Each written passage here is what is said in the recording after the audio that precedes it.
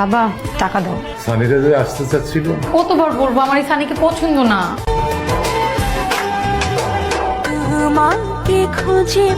সমস্যাটা কোথায় সেটা তো বলতে হবে। আমার পছন্দের মানুষ আছে।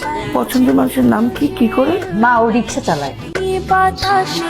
ওই ছেলেটাকে কোথাও ডাক, আমাদেরও কথাবার্তা বলতে হবে।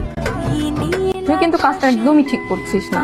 কোথাকার কোন রিক্সাওয়ালা? তুই রিক্সাওয়ালা বলছিস কেন?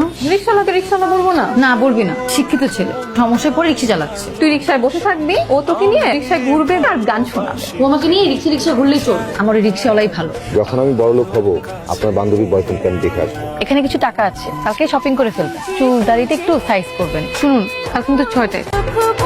আর কতক্ষণ বসে থাকবো?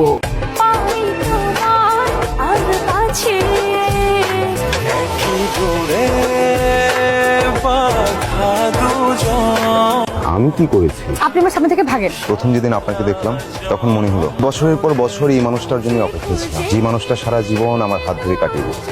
কিন্তু আমি আপনাকে কেন বিয়ে করবো? রিক্সা ভাড়া করে সারা শহর ঘুরে বেড়াবো। আপনি প্যাসেঞ্জার, আমি ড্রাইভার। আমি কথা দিচ্ছি আমি সবসময় তোমার বাসা থাকবো। বৃদ্ধ হয়ে গেলেও তোমার হাত ধরে রাস্তা পার করে দেবো। নিজে না খেয়েও আমি তোমাকে খাওয়াবো।